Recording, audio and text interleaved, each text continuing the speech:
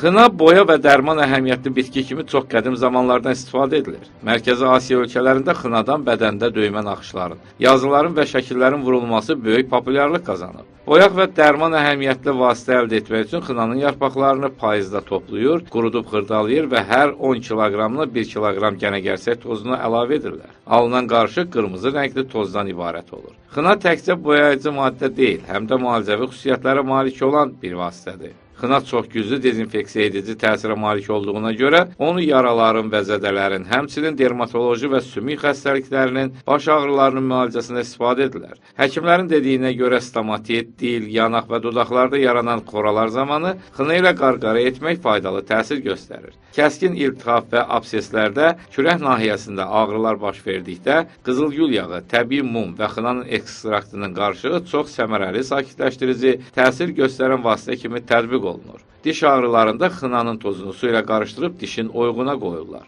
Xına tozunun sıyığı baş ağrıları zamanı həmin nahiyələrə yaxılır. Həmçinin xına göbələk, saç tökülməsi və diz ağrılarının aradan qaldırılmasında müsbət təsir göstərir. Xalq təbabətində xına uşaqlarda təsadüf edilən Zalatuxa adı ilə tanıdığımız xənazir, həmçinin ekzema və digər çətin sağalan dəri xəstəliklərinin müalicəsində də tətbiq olunur.